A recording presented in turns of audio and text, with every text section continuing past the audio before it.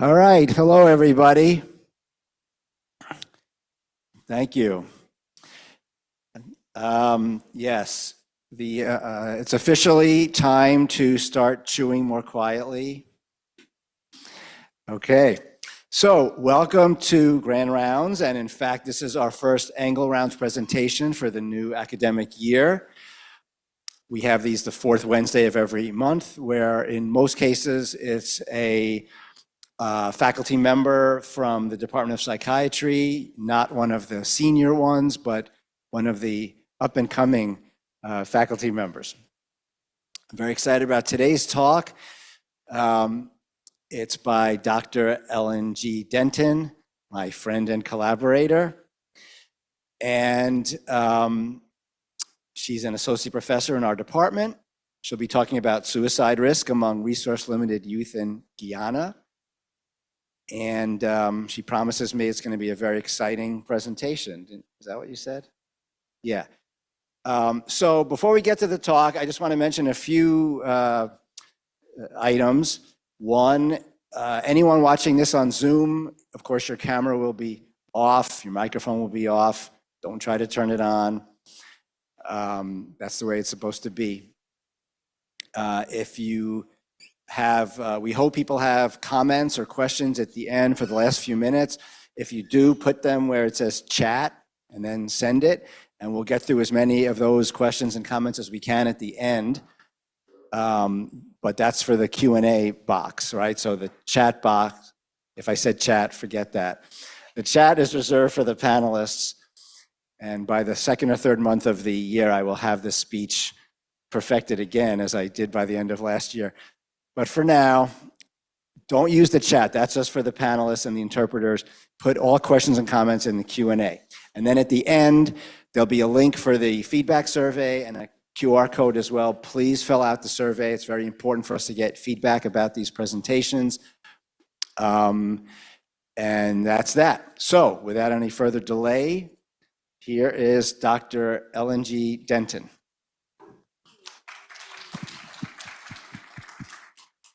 Thank you, Dr. Silverstein. Big act to follow. I thank you all for being here today. I will be presenting on the suicide risk among resource-limited youth in Guyana.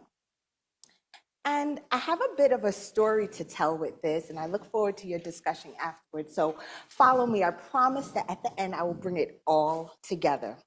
So resource-limited Guyana, low-middle income country, that is defined as a country that has less than, I will speak up. Can everyone hear me? Yeah? Okay. That is defined as a country that has, hold on one moment. The present.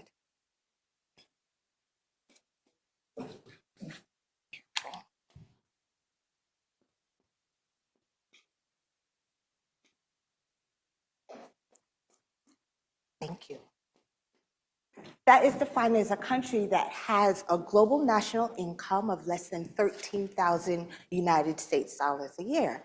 And although global rates of suicide have really dropped across the globe, the Americas has been quite high, and low-middle income countries still disproportionately account for the majority of the world's suicide. Here on the x-axis, you can see age, and on the y-axis, you can see total suicide deaths. And if you compare high-income countries as indicated in blue and low-middle income countries as indicated by orange, you can see that low-middle income countries are mostly accounting for the deaths by suicides around the globe. In fact, 77% of global suicides are accounted by low-middle income countries, and 88% of adolescents suicide are coming from low-middle income countries. The majority of the world's population indeed does reside in low-middle income countries, but we still know that there's a unique risk here. There's a concentrated risk associated with living in a low-middle income countries, particularly for youth. You can see we have the peak of suicide for emerging adults. So those who are reaching 30 years old, we can consider them adolescents. We want to be adolescents around that age. So around that age is a particularly high risk in both high-income countries and low-middle-income countries, but particularly in lower middle-income countries. So the question then is,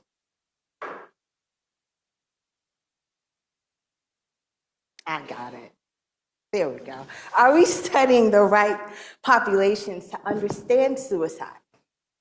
There's a very important article that came out in World Psychiatry in 2015 by Lopez and Casterman that said, although the vast majority of suicides still occur in rural areas and lower middle income countries, as I just outlaid to you, the theoretical models of suicide are mostly coming from high-income countries. So what we understand about suicide prevention is based off of populations in high-income countries and not representative of countries who don't have a lot of resource. So let's define and really explicate what high risk is. Residing in a low middle income country, meaning that you are without mental health infrastructure, or just really, if there is risk, there are limited resources available to engage in therapeutic services, psychiatric services, to mitigate that suicide risk.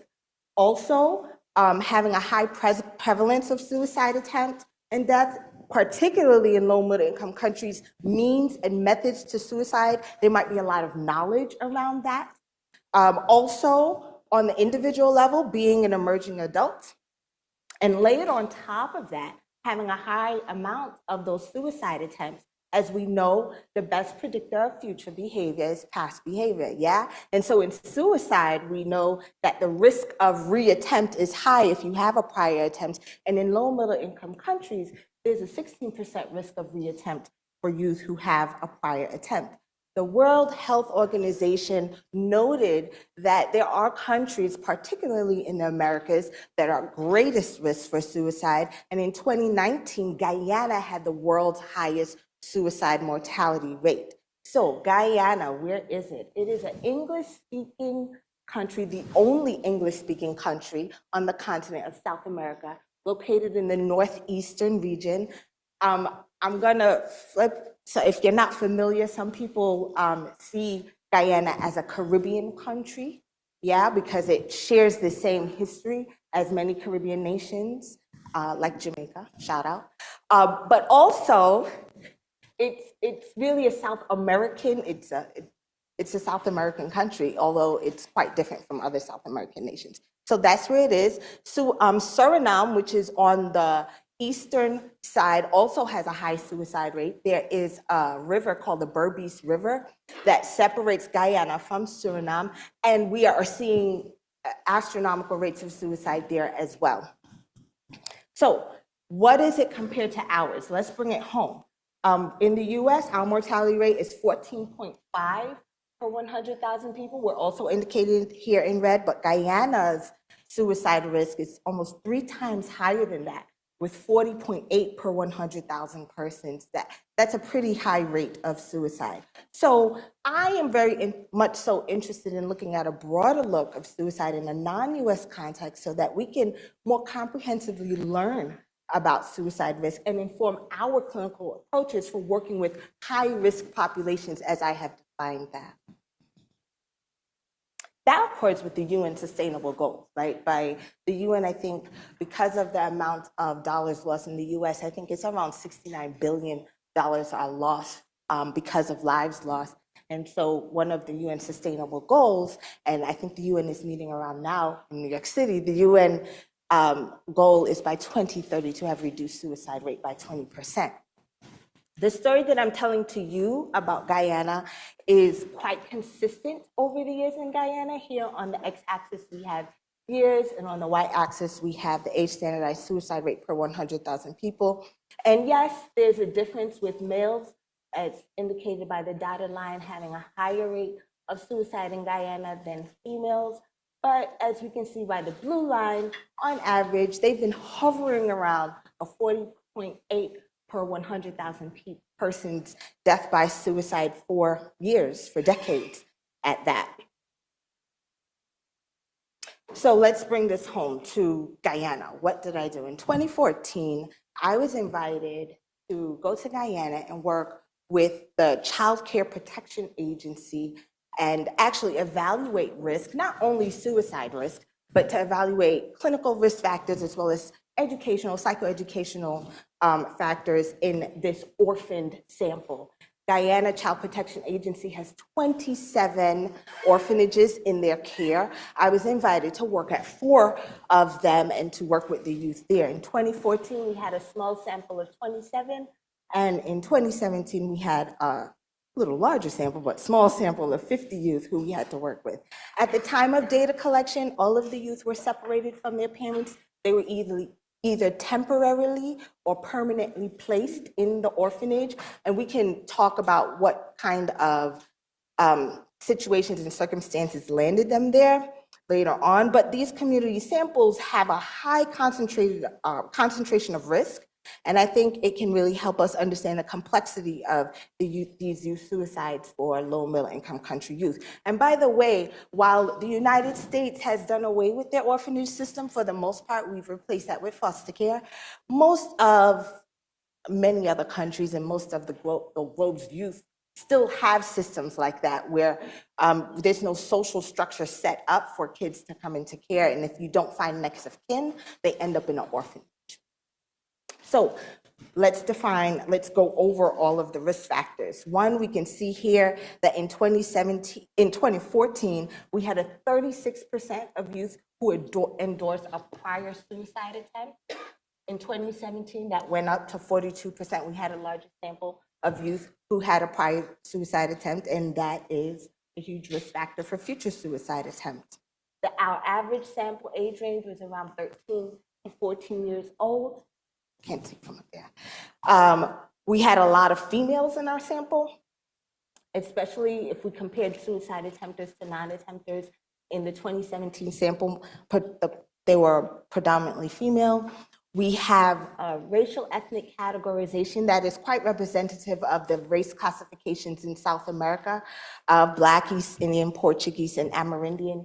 Just for those who are interested, Amerindian is defined as a race mix of Chinese, Portuguese, and indigenous natives. And so over the years, that has formed a group there that is on their census as Amerindian. And then we have multiracial youth. You can see that those who had a prior suicide attempt in 2017 were more likely to have stayed in an orphanage for more than 1 year. They also were more likely to have a direct exposure. So they actually said yes to having family or friends who died by suicide, these youth said. And they also had a range of psychiatric factors that I will definitely get into in a moment, but we can see that the psychopathology is of course pronounced among these youth who have suicide attempts relative to not. And just so we can think about this in this clinical setting as a clinically risk sample, I used a known groups approach to compare suicide attempters to non-suicide attempters. We gave them the PsyD, the BDI, the CDI, the DSM-5, all those depression assessments, and then the hopelessness scale for children. And as you can see, there's agreement with the PsyD, the BDI, and the DSM-5 showing that those who endorsed the prior suicide attempt, these youth, had higher symptoms of depression relative to those who did not endorse a suicide attempt. So they're just like any clinical sample that we would think of here. Also, going along with that, here on the x-axis, we have depression quartiles, and we have on the z-axis those depression measures that I mentioned, and we have the number of participants on the y-axis. And atop, we have the risk classification. So if we use the CSSRS, for example, as our criterion measure, our gold standard of suicide risk, descriptively, you can see that the darker shades of gray here are showing that worsening depression psychopathology is associated with more suicide risk classification as measured on the CSSRS.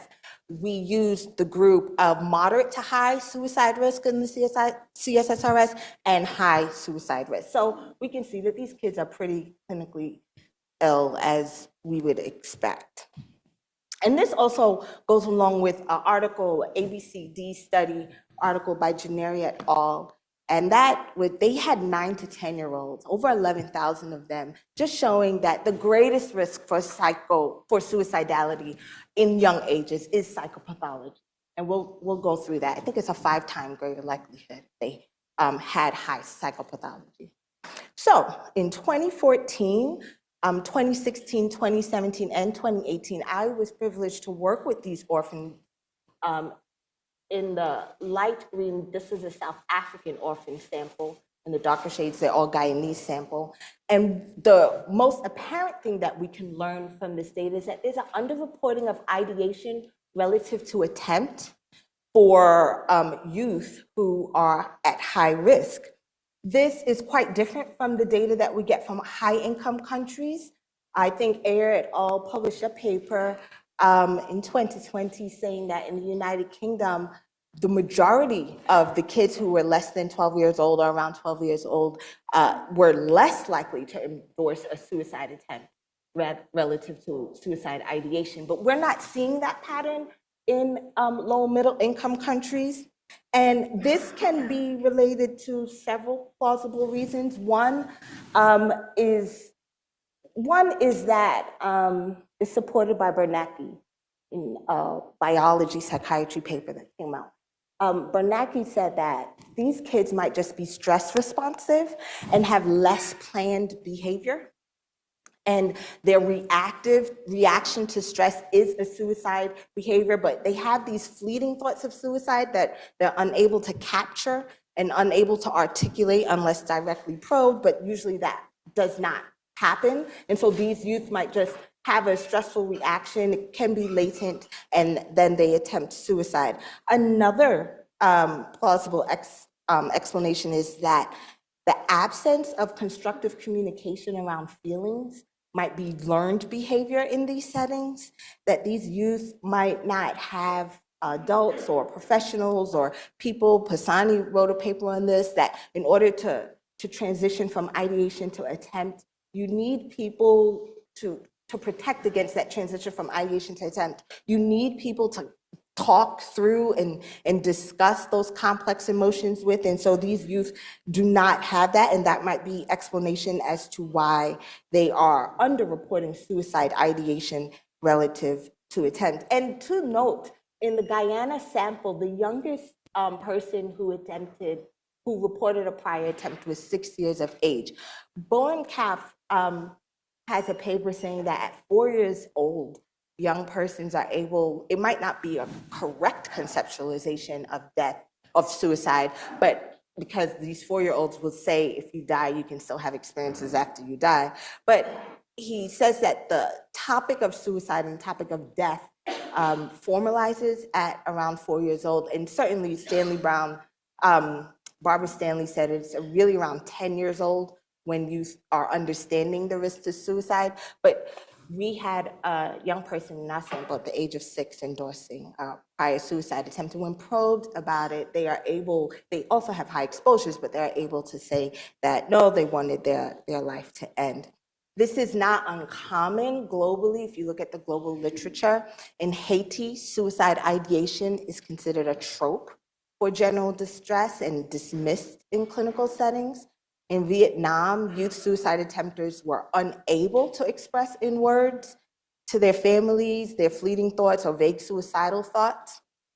In Estonia, this is another ethnic minority group, 28% of those who attempted suicide did not indicate to have ever had thoughts about suicide or to ever had made a plan. And in Sri Lanka, the ratio of attempts to plan was 1 to 0.7. So this is a global phenomenon. One might say that it's impulsive behavior, that their suicide attempts is just impulsive behavior.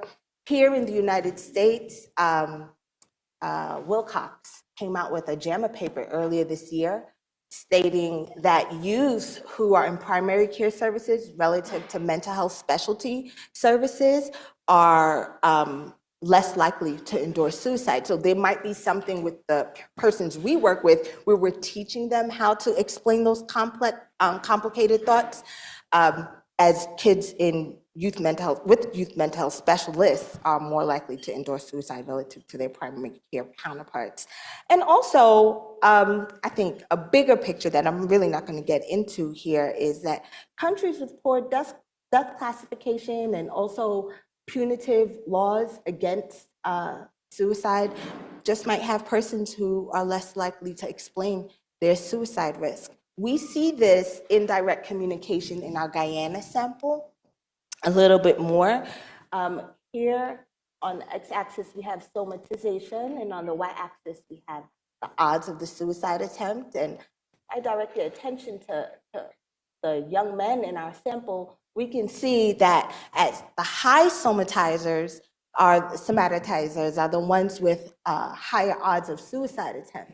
So these young men in our orphan sample are coming with physically and bodily complaints, and that's associated with a higher suicide attempt. As this depicts, this effect was moderated by gender. So females in our sample had their low somatization was conferred a greater risk for a suicide attempt.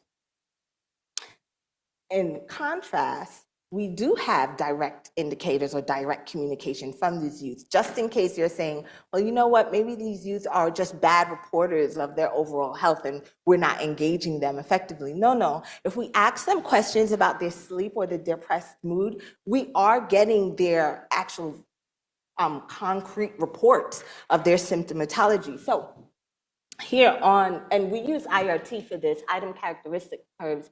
I'll walk you through this. Here on the x-axis, we have our latent construct of depression psychopathology. And on the z-axis, we have the total information curve. On the y-axis, we have the probability of endorsing the symptom. And as you can see, those youth who are low on depression or depressive symptomatology, they have almost a 100% chance, a probability of endorsing no, not at all to the question, I didn't sleep as well as I usually sleep, right? And comparatively, those who are high at depressive symptomatology, they have almost a 100% chance of endorsing a lot. I have difficulty sleeping. And so we can see that these slopes are also pretty steep. So it's discriminating quite well. And that just means that the youth response to their sleep disturbance and the youth response to, I feel like crying, is corresponding that with lower responses to those items, we're seeing lower symptomatology or depressive symptom severity. And with higher responses, we're seeing a higher level of depressive psychopathology. So it seems like we can ask them about their sleep, we can ask them about crying, and we're going to get an understanding about their risk. Not when we ask them about suicide ideation, though. Using the same item characteristic curve visual analysis, we can see that when we give them the BDI item 9, I don't have any thoughts of killing myself. I have thoughts of killing myself, but I would not carry them out. I would like to kill myself. I would kill myself if I had the chance.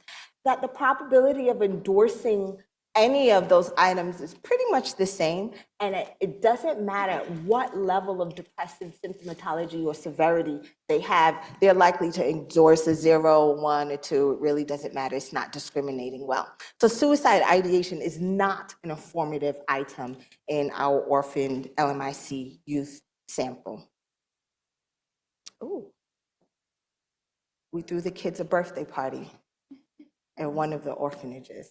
We did something different at each of the orphanages that we visited. It was a fun one, too. Another example of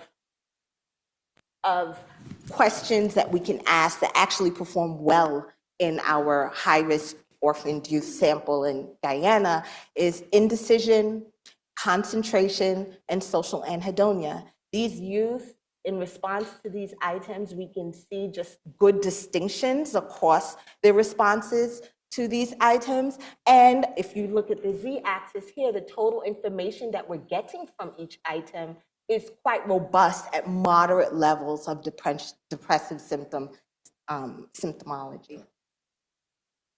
So I have spent a lot of my time really contributing to a more representative literature and ensuring in some ways as best as I could that these young persons' story and this data is represented to inform more so suicide prevention and suicide prevention literature. And along the way, in doing so, I met the president of Guyana. The president, sorry about that, Mr. President Irfan Ali, He is the youngest president of Guyana, and this is at the Guyana Wellbeing Conference, which we hold annually. And it happened, we hold the conference annually in the parliamentary building, and several people come. So he was really there for a financial event. He was not there to talk to me, but one of his press secretaries cut this picture, and it's my only picture with head of state, and so I love it. But he was interested here. After the conference, he learned that we were talking about youth who had auditory hallucinatory experiences. And he was quite interested in hearing, does that mean that these kids are really, really sick? And we're going to talk about that a little bit more later in this talk, but we got the ear of the president. There were other public health initiatives that went on that I was privileged to partake in doing this work. I was asked to edit and comment on the National Suicide Prevention Plan that came out in 2015, and it was enacted through 2020. It focused particularly on high-risk youth and those who were in schools and who were in social care. And so they wanted to know about targeted approaches for working with high-risk youth, and I was privileged to edit some of that. Also, the plan enacted a campaign. The campaign was called Say No to Suicide campaign. So when I went to Guyana, you had these big billboards on the main highways, just like Say No to Suicide. They also, we had several discussions about responsible social media reporting and to leave the details of the means and the methods out of the advertising in ads there. So a lot of things were done, as well as scientifically done, but a lot of things were done to hopefully reduce the risk of suicide in Guyana. This all really led to a decriminalization of suicide in the fall of 2022. Guyana was, like us, a British colony. It's far younger as a country, and it got its independence in 1966. But up until 2022, it was a criminal act. Everyone who attempted to commit suicide will be guilty of misdemeanor and liable to imprisonment for 2 years. This was also a big issue that we had a lot of discussion around because there was no national suicide helpline that they wanted to enact in the National Suicide Prevention Plan. But prior to that, if someone had attempted suicide, they would have to call it in and law enforcement would answer. And that's very different than having a mental health specialist answer. And so people wouldn't call, of course. And so now when it was time to enact the National Suicide Prevention Plan, people would say, there's no way, you can't get me to call that. Like, no way, miss. That's what they call it. They say, no way, miss, we're not gonna call that because our family is going to be in trouble. So we were privileged, again, around 2021, to edit the repeal, and in 2022, in the summer of 2022, Parliament voted on it, and it passed in the fall of 2022.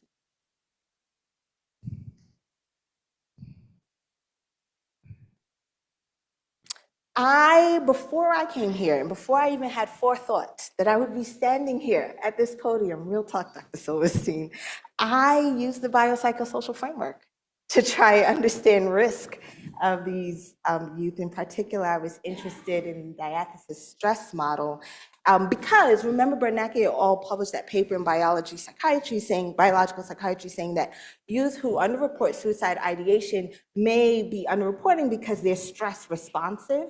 And so they might have some predisposition, and then they might have a bunch of life stressors, and then something happens, and then they react, and then they attempt suicide. So I was interested in that complex interplay of the biology, psychology, and social influences leading up, and so I used the diathesis stress model to formulate some aims and some questions with these youth. In particular, I was interested in understanding whether previous trauma, psychiatric symptoms, and cortisol markers were associated with these institutional orphaned youth having attempted suicide in the past. And if they had attempted suicide, I wanted to know if it was related to the total number of suicide attempts that they had reported. So would it be this kind of confluent or compounded effect that leads these youth to attempting suicide? So in the 2017 sample, which was a sample of 50 youth, we administered all of these psychiatric measures, and it's really clear, as we would expect if you compare those who reported a past suicide attempt to not, that those who reported a past suicide attempt had higher depression, had higher anger, had significantly more anxiety, more auditory and visual hallucinatory experiences, more repetitive thoughts and behaviors, and they had on average 3 more traumatic experiences than youth who do not report a prior suicide attempt. And just to give you a little context around that, the minimum amount of traumatic experiences that these youth in these orphanages report were 8, and the maximum was 18. So these are youth, remember the average age is around 13 or 14. So these are youth who, like in a clinical sample, have had pretty high, much high adversities in their life. Oh, on the right-hand side, you see Kitra Falls, which is a 751-foot straight drop in the hinterlands on the Amazon basin in Guyana. And on that prior slide, those are my wonderful, bold research assistant students who were not afraid to take a picture on the edge of a gorge. But that I thought was amazing. I was a very nervous professor. So if we look at the associations between their psychiatric reports, these youth psychiatric reports, and the number of suicide attempts, the least amount of suicide attempts the youth reported in our sample was 1. The maximum was 5 prior attempts that these youth had reported. We can really see the magnitude of effect is around depression, anxiety, and repetitive thoughts and behaviors, and of course, trauma, right? Those are similarly contributing to the amount of suicide attempts that these youth are reporting. Cortisol, as measured as our genetic predisposition or their stress hormone, the stress that they're carrying around in their body using the biopsychosocial framework, was not significantly associated with the number of suicide attempts. And just to give a closer picture at that, if we look at the association between traumatic events, it did not predict suicide attempt status, but it did predict the number of suicide attempts. For every 1 unit increase in suicide attempt, there was expected 1.13 log increase in experiencing a traumatic event. But actually, the auditory and visual hallucinatory experiences were quite robust predictors of both suicide attempt status and the number of suicide attempts that these youth reported. Cortisol seemed to have worked in a different direction than we would have expected. I know that there are some researchers at UPenn, and I know Adam Miller at UNC has spoken about the blunted effect of cortisol, and maybe this could be indication of dysregulated cortisol because we didn't expect cortisol to be protective. But it's a marginal association anyway, and it didn't really go in the direction we expected it to go. We expected them to have higher levels of cortisol and that be associated with more suicide attempts. So there's a lot to discuss from this, but I will try and make this concise so that I can hear your questions. Low and middle income countries typically do not have precise estimates of suicide data and suicide risk, but hopefully from this talk you know that it's not just because they are poor, they're not giving a lot of money to their infrastructure. There's a lot more going on here. It's not just poor record keeping, but it's also that the instruments that we use to understand their risk might not be adapted to their needs. And this is not just the case for Guyana or other low middle income countries around the globe, but if we think about resource limited youth here in the United States, in Rochester even, then we're not asking or probing the young persons who are at highest risk probably in ways that is meaningful for them to actually tell us what risk they have. Also, we learn that, so when you see ranges like, huge ranges, like 12 to 33% of suicide ideation and 4 to 9%, I don't know how much we can rely on that data because we're really not tapping into what is going on with the youth. Also, there are distal and proximal factors, including just hard to detect suicidal thoughts. There are traumatic experiences that we don't really unpack very well. It's harder to get kids who are at highest risk or individuals at highest risk to mental health services. And also this ubiquitous access to maybe pesticides in Guyana or here, firearm and ingestion of medications, this access that is spread easily across those who are at highest risk might confer some, it might charge us as clinicians to probe more around depression, maybe hallucinatory experiences, probe around the somatic complaints, maybe ask more about those cognition. How's your indecision? How is your concentration? What are your friendships and relationships looking like?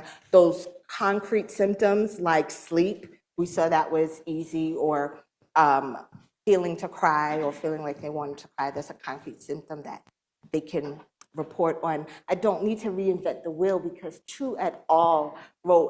Came up with a 52-item cultural assessment of suicide risk survey. And the 4 concepts of this cultural assessment survey looks at cultural sanctions, right? What have we learned? What have young persons learned to be unsafe to communicate? What is the socially acceptable way to communicate risk as a young person? And so the cultural sanction subscale or subdomain on that assessment tool does it already. They also, Chu et al. Also has the ethnic minority stress, like what is it about their identity that might be conferring greater stress for young persons, and also just what are the idioms of distress. What are the ways that people say, me duele, me duele, me duele? In New York City, people do that a lot, right? So you'll hear people say, I have a complaint. Basically, they're saying, pay attention. I have this physical complaint, and I want you to probe a little bit more to get to know me. We do know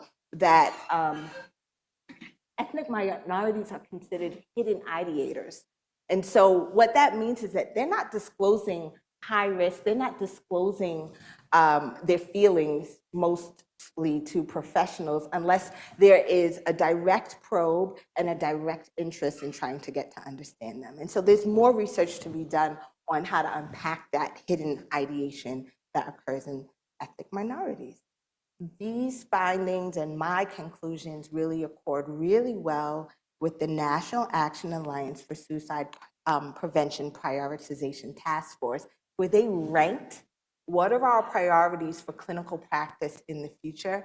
And their first ranking, their first aspirational goal was to ensure that people who have attempted suicide can get effective interventions to prevent further attempts. So highest risk, as identified with the National Action Alliance, are those persons who have a prior attempt, and really is how to get them the services, engaged in services that will prevent a future attempt.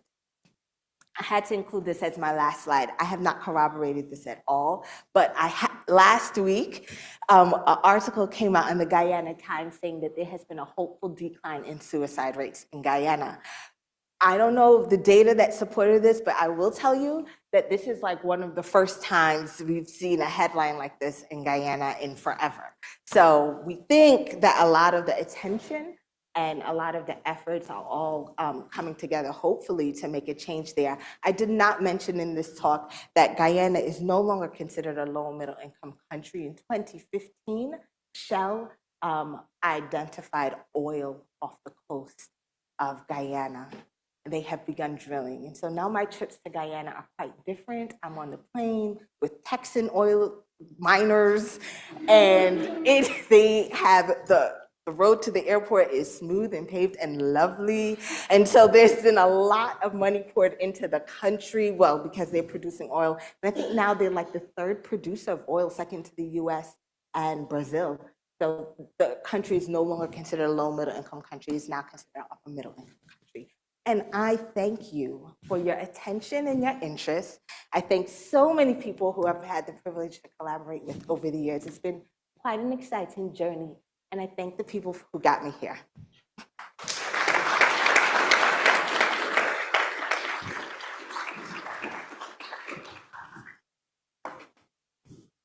Thank you, LNG. That was really interesting.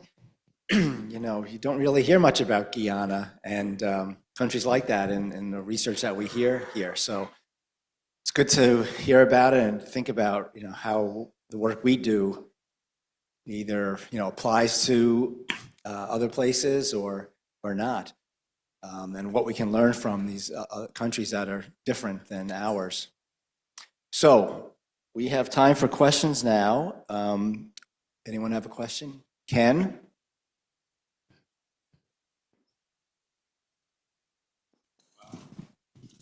I feel important. That's really good. Thanks, Ellen G. That was terrific. Two questions, or a question and a comment. One is, for me, I can't think about suicide rates without thinking about methods. So if you could mention how people do kill themselves in Guyana, what methods they use. The other comment, I mean, most people here are too young to remember, but I was in high school, you know, the Jim Jones led a cult, and many people relocated from the U.S. to Guyana, and he manipulated and coerced more than 900 people to kill themselves. And I remember that was all over the news when I was a kid, and you know, I was a suburban white kid who had never heard of Guyana until that news. And I wondered, you didn't even mention it. I wonder to what extent, if any, that experience may be a player in suicide risk in Guyana in particular. So, Yeah. Oh, thank you for that. So I'll start with the latter question. Shaw et al. Came out with, in the Lancet Regional, came out with a paper describing the risk of suicide in Guyana, and just starts with the Jim Jones event because a lot of people have that question. So I'm really validating that. And says it's usually not spoken about in the country. People don't want to have any association because it was a cult, a religious cult that came from the States. And unfortunately, he led the people to follow him down there, and he was quite manipulative and quite controlling, and then they all ended up dying by suicide. And so the country doesn't, Guyanese nationals really don't identify with that. And there's a little bit of a disdain because they think that that gave them a bad name. It was their market, even though it was not their citizen. So I don't mention that out of respect to my collaborators, but Shaw et al. Did mention it in their review because people do remember that and they want to get that up. The other question that you have, and sorry I hadn't spoken a lot about this, is pesticides. The most prevalent, similar in Guyana to other low middle income countries, is ingestion of pesticides that are easily gotten. It's easy to purchase in Guyana. Guyana is, as I said, in the Amazon basin. And so the dense forestry, a matter of fact, another means of income, gross national income for Guyana, is just their preservation of the natural forestry that they have there. And so people, when they're building on their private lands, there are no laws against people getting things like grass killers, ribosome, things like pesticide killers. They want to get rid of animals. It's so easy to get almost any convenience store, and youth know that, and they can have easy access. Similar to China, they tried to use a lockbox method, but the young persons knew where to get the key for the lockbox method, and that didn't work. And we see that with farmers here in rural areas in the United States. So this pesticides and herbicides are the primary way of suicide attempts in this country. Is quite different from here. Okay, we have a question that's come in through through Zoom. Okay, and we have another one here. Okay. This question is, you mentioned that most theories of suicide were developed in higher income countries. Do your data speak to how we might need to optimize our theories, or do you have ideas on new directions for our theories? Oh, thanks for that question.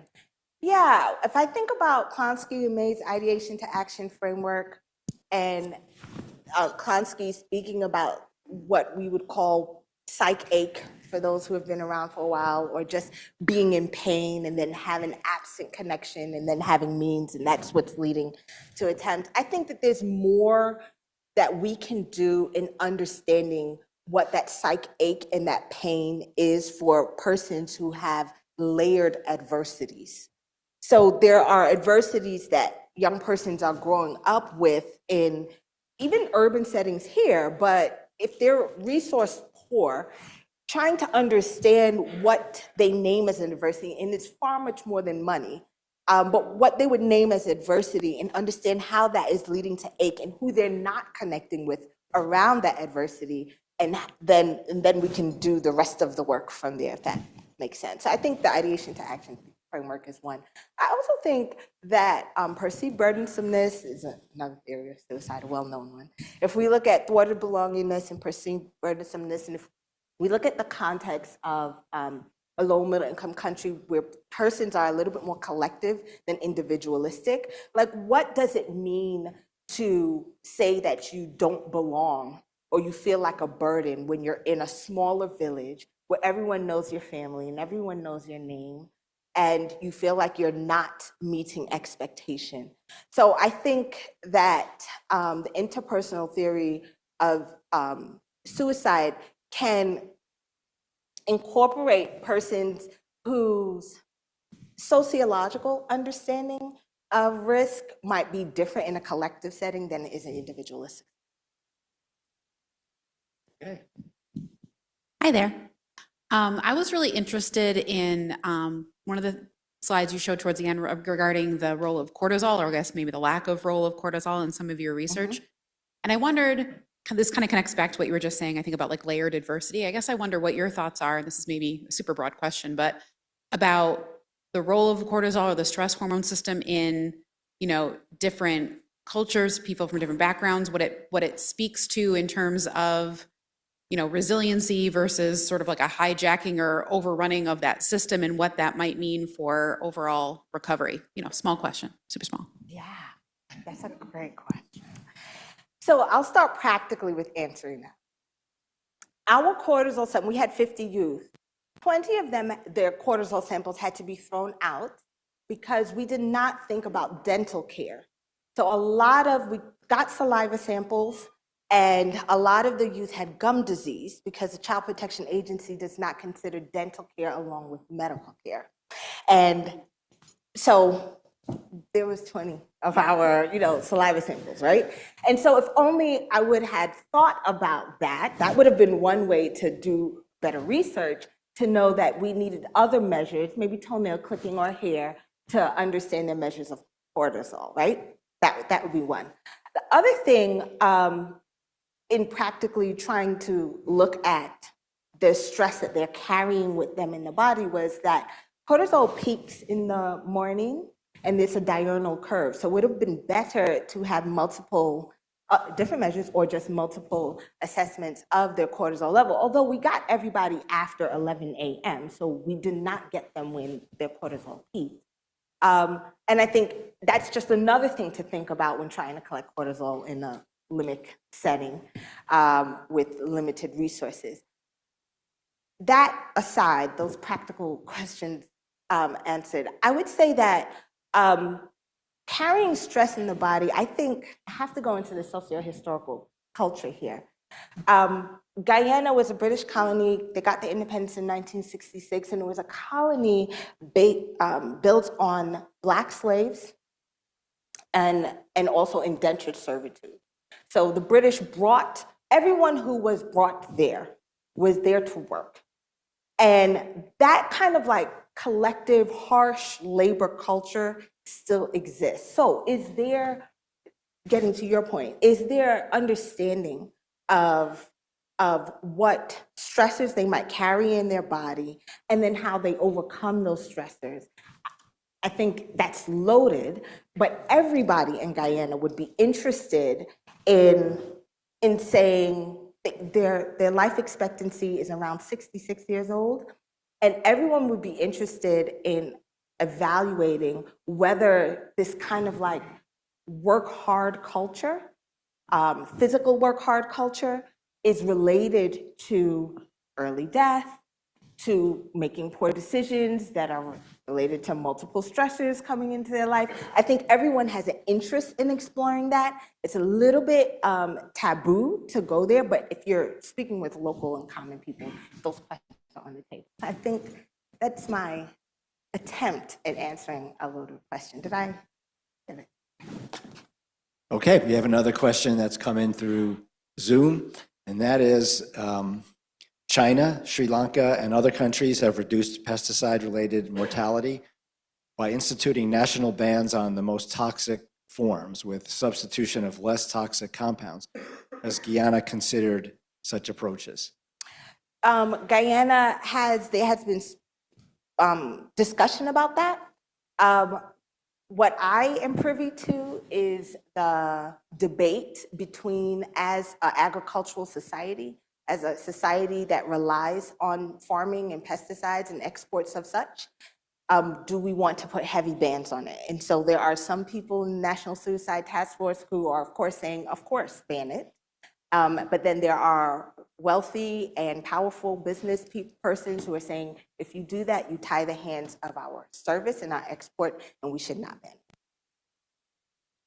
Huh? So I'm a psychologist, right? But that's yeah. So it's a big debate topic, actually, in Guyana. It's a heated one. All right, you know, one of the findings that you reported, which I found interesting, was the strong link between psychosis and suicide rate. What do you think that was causing what, or what's the nature of that relationship, do you think? That's an interesting question. I'm careful not to say that these kids, it was a screen. So we asked them, do you hear things that other people do not hear? Do you see things that other people do not see? And they endorsed yes. We have around 35% of them or so, 30 to 40% of them or so who said that. And so one, it's a screen. I will also say that hallucinatory experiences, and this is why the president was interested, I think. The hallucinatory experiences are culturally welcomed. There was question around how much are these orphans in distress and using these hallucinatory experiences as a means of comfort. I hear my mother's voice, I see my auntie in the sky, and I believe that they're speaking to me, and that's culturally fine. There, of course, are others that know that such hallucinatory experiences might just be dromal, and it might be indicative of future emergence of psychosis and severe psychopathology, and that might be related independently to suicide risk. So it's interesting. It's worth exploring, and I look forward to writing a paper and understanding that more. Okay. Are there any other questions? Let's see, Judy, and then, so we got two more. Thank you. That was really interesting. So it seems like stigma is a big part of the issue in terms of learning about distress and other possible psychiatric issues in young people in Guyana. And that was great about the decrease in suicide rates. Mm-hmm. Based on your knowledge of the country, I was curious about possible generational differences in terms of how mental health is viewed, how acceptable it is to try to reach out for help, and so forth. Yeah, two things I think have happened over time. One is the workforce shortage in psychiatric services. So when I started this work, there were 3 psychiatrists countrywide, 800,000 people.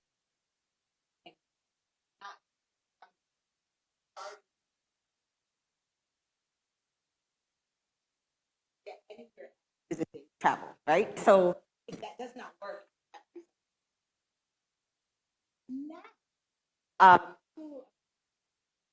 friends, and they have contract Cuba in almost like 23 seconds. Switch that one. So now they have like 23 psychiatrists countrywide, and those contracts allowed them to be trained in Brazil and Cuba and then return to Guyana to serve. And I think that has made a big difference. That's one. Another thing made a difference that I don't really agree with, but I'll be honest, they have a lot more psychologists that they call in the country, but they're bachelor's level trained, and they are working as mental health proxies, like go-tos, that I think allows the younger generation who's now growing up in a decriminalized suicide Guyana, they're accessible to discuss some of their distresses with. So they've placed these psychologists in the schools and in child care protection agency, and they are available to help the youth. So I think that will also usher in a new generation and less stigma, although there still is some stigma around the word suicide. So I spoke a lot about depressive symptomatology and worsening symptoms. That is by far more acceptable to say, especially among older generations, than it is to say the word suicide. Okay, we have one last question, and we have about 1 minute left. So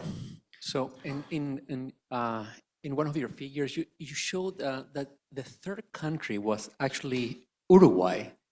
And I was so curious about because I don't think that there's a similarity between Guyana and Uruguay. And why was it so high? Is there any thoughts about that? I don't know. I don't know. Yeah, but it is a query as to why it's so high. Actually, Uruguay has a very different history and a very different topography than Guyana. The three Guyanas means, Guyana means land of many rivers, and Venezuela, which was Spanish conquered, and Suriname, which was Dutch conquered, that all means land of many rivers. So it's a very wet, Amazonish topography. I don't know how more to explain it. And Uruguay is not that. Well, thank you. Thank you. all right, well, thank you, everybody, and thank you again, LNG. That was excellent, really interesting. And remember, please, everybody, fill out the survey.